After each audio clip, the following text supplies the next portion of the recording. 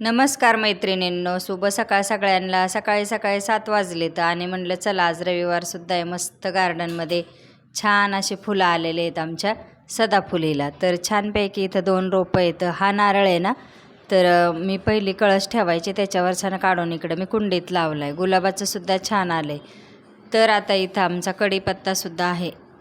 गवती चहाचं सुद्धा खूप छान रोपटं आलेलं आहे. त्याचं गवती चहा पूर्ण पाते आहेत ना, खाली लोळत आहेत, म्हणून मी थोडेसे बांधून ठेवले. तर छान असा मन प्रसन्न होईन असा इकडचं परिसर आहे. तर छान वाटतं गॅलरीत आल्याच्यानंतर.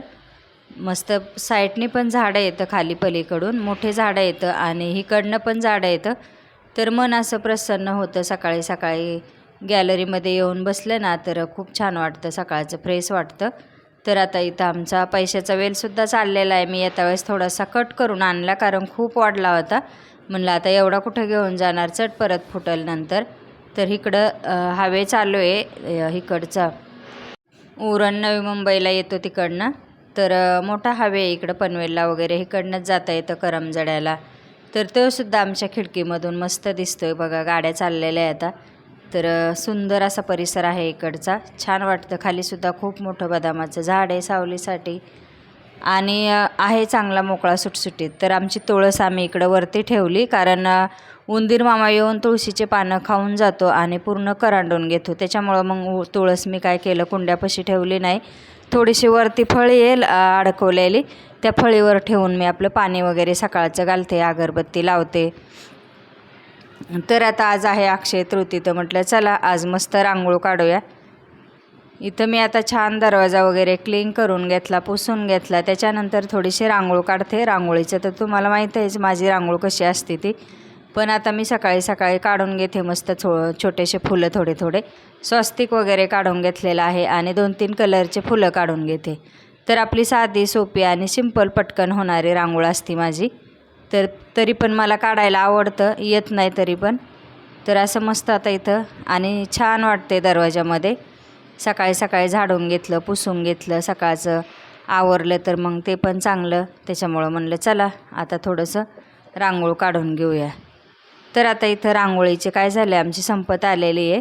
आता कधी परत बाहेर गेले ना तर मग आणेल, कारण ह्या दिवाळीला रांगोळ आणलेली मग असं नेहमी लागती सणावाराला काढायला. मध्ये पण जेव्हा मला वेळ असेल तेव्हा पण मी दरवाजामध्ये रांगोळ काढून घेते. तर आता इथं रांगोळ काढून झालेली आहे. मस्त फुलं वगैरे वाहून घेऊ आपण. दरवाजामध्ये सुद्धा फुलं वाहून घ्यायचे, हळदी कुंकू व्हायचं तर शुभ असतं. सकाळी सकाळी दरवाजातूनच आपला प्रवेश चालू होतो, त्याच्यामुळं दरवाजाच मेन डोर असतो. तर आता इथं मस्त देवपूजा पण करायची चालू आहे. तर देवाला हार वगैरे रात्रीच आणलं. तर आमच्या छोट्या छोट्या मूर्ती आहेत पितळाच्या, त्यासुद्धा स्वच्छ करून घेतल्या. त्याच्यानंतर गंध वगैरे लावून सगळं. आता देवारा छोटासा आहे त्याच्यामुळं आता ॲडजस्ट करायला लागते. तर आता इथं मस्त विठ्ठल रुक्माईला पण हळदी कुंकू लावून घेतलं, गंध लावला, गाईलासुद्धा हळदी कुंकू लावलं, मस्त फुलं वाहून घेतले, कळस भरून ठेवला. भाऊबाबाच्या फोटोलासुद्धा छान असा हार घातलेला आहे आणि मंदिरालासुद्धा तर 2 हार आणले होते.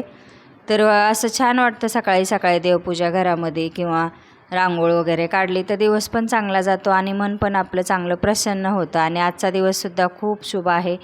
तर चला मग मस्त आता गॅसचीसुद्धा पूजा करून घेऊया. तर गॅस म्हणलं तर आपले अन्नपूर्णाचं असते, त्याच्यामुळं मग गॅसचीसुद्धा पूजा करून घेतात. चांगलं असतं ते सुद्धा पूजा केलेलं. काय एक स्वस्तिक काढायचं, हळदी कुंकू व्हायचं, तांदूळ करायचे आणि फुलं लावून मस्त आरती करायची थोडीशी, म्हणजे झालं गॅसची पूजा करणं म्हणजे. तर गॅसची पूजा करणे इतकेच आपल्यावर दिवस आलेले आहेत, कारण गॅसच सिलेंडर मिळत नाही. त्याच्यामुळं चला मग म्हणलं गॅस शेगडीची पूजा करून घेऊया. तर आता इथं फुलं वाहून घेते, थोडेसे तांदूळ वाहून घेते आणि थोडीशी साखर पण वाहून घेते. मस्त आता इथं स्वयंपाकाला सुरुवात करायची मला. तर पोहे बनवायचे, तर त्याच्यामुळं म्हणलं चला आता सकाळी सकाळी गॅस किचन वाटा क्लीन केलेला आहे, तर थोडीशी पूजा करून घेऊया.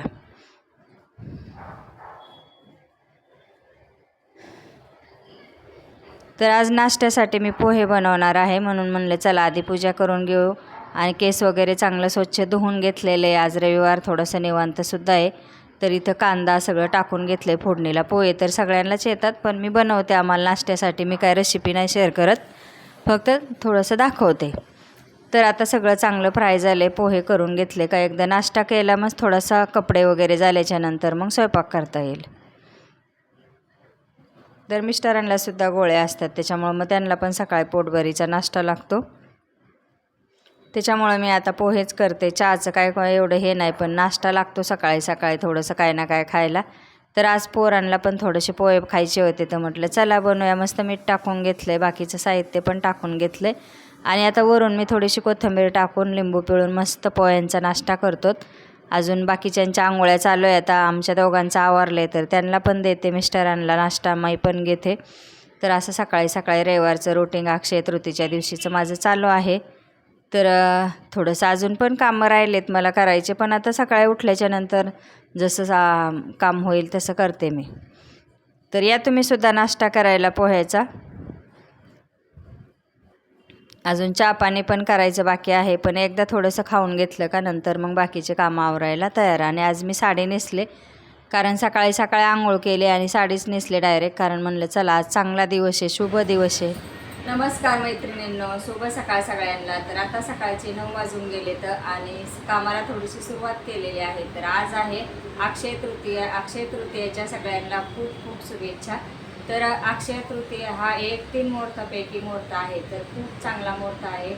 तर म्हणजे असं काही कुणाला घ्यायचं असेल किंवा खरेदी करायचं असेल तर हा मुहूर्त खूप चांगला आहे. त्याच्यामुळं आजचा दिवस पण खूप चांगला आहे. तर चला आज मस्त देवपूजा वगैरे करून घेतली, रांगोळीसुद्धा थोडीशी काढली आणि आज नाश्त्यामध्ये मी पोहे बनवलेले आहेत, कारण थोडासा स्वयंपाक मी आज उशिराच करणार आहे. म्हणजे चला निवांत करूया.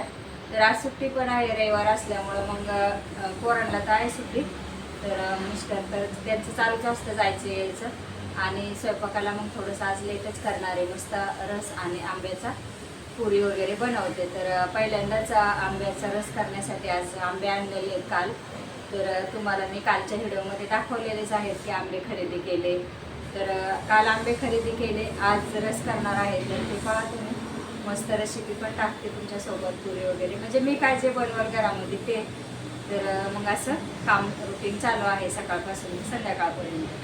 तर जर कुठं बाहेर गेले तर तिकडचं पण तुमच्यासोबत थोडंसं शेअर करेल. अजून कपडे भांडे पण पडलेले येतात आणि बाकीचं तर आवरले घरातलं झाडून बघून.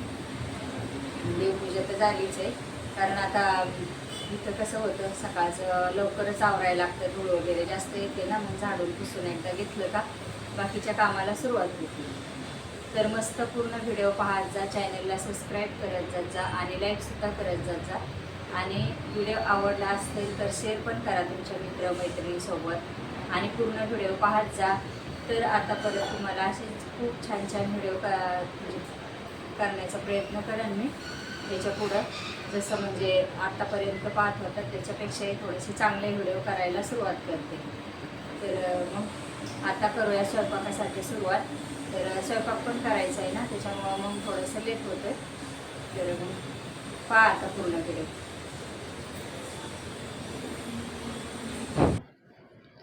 तर आता इथं रात्री आंबे आणलेले तुम्ही पाहिलेच असतील. तर मस्त आता मी आधी ते धुवून घेते, कारण त्याला पावडर लावलेली असती, म्हणून स्वच्छ 2 ते 3 पाण्याने चांगले पाण्यात ठेवायचे थोडा वेळ आणि मग धुवून घ्यायचे.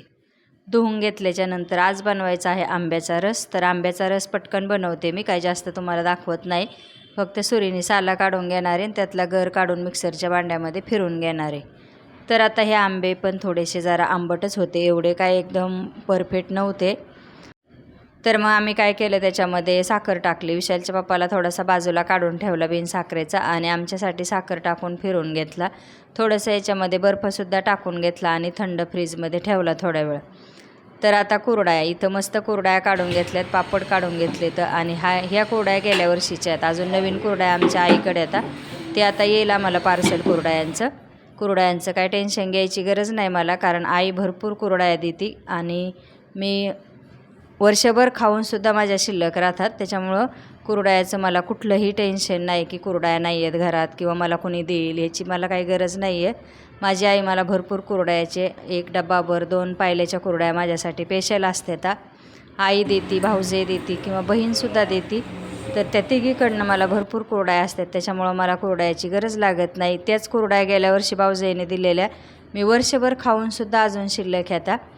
तर मस्त आज अक्षय तृतीयेला कुरड्या, पापड, भजे असं म्हणजे म्हणलं देवाला नैवेद्य होईन आणि आपल्यालासुद्धा खायला होईन. तर चला, भरपूर दिवस झाला आमच्या घरामध्ये सणाचा प्रकारच नव्हता कारण आमच्याकडं काय ना काय लगेचच व्हायचं. त्याच्यामुळं मग सणवार काय आमच्यासाठी नव्हताच, सारखं पळापळीत चालू होती. तर आज म्हणलं चला निवांत आहे तर थोडासा आंब्याचा रस करूया. त्याच्यानंतर पुऱ्या करायच्या आता. तर पीठ मळून ठेवलं होतं मी, आता लाटून घेते. पण लाटल्यामुळं काय होते, पीठ थोडंसं जास्त जाते त्या पुऱ्यांना. तर मी आता काय करणार, एक चपातीसारखं लाटून घेते आणि मग त्याच्या पुऱ्या पाडून घेते. तर असं एक एक लाटली ना तर ते पीठ जातं. आणि हे बघा तेलाची अवस्था अशी झाली, त्याच्यामुळं मग पीठ जळून गेलं त्याच्यामध्ये साईडचं. ते काय जास्त खराब तेल नाही आहे, पण आधी कुरडई पापड भजे तळून घेतले आणि म्हणलं पुऱ्या शेवटला तळता येते. पण जे पीठ लागलेलं होतं ना थोडं थोडं, ते तर असं कलर आलेला आहे तेलाचा. पण आता पुऱ्या पण करायच्या झाल्या, आता बघितलं असेल तुम्ही, पूर्ण झाल्या आता. आणि आता सगळं तळण पण झालेलं आहे. मग साईडला ठेवून देऊया कढई, मग बरोबर ते खाली जाऊन बसन. तर आता भजे काढायचे राहिले होते, अजून थोडंसं तेल टाकलं त्याच्यामध्ये आणि मस्त थोडेसे भजे करून घेऊया गरम गरम खायला. आणि देवालासुद्धा निवड ठेवायचं आहे, त्याच्यामुळं म्हणलं स्वयंपाक आता आवरत आलेला आहे, फक्त भजे राहिलेत शेवटचे. आणि मग मिस्टरांना जेवायला दिलं की मग आम्ही पण जेवण करणार. चला तुम्ही पण या जेवण करायला. परत भेटूया आता.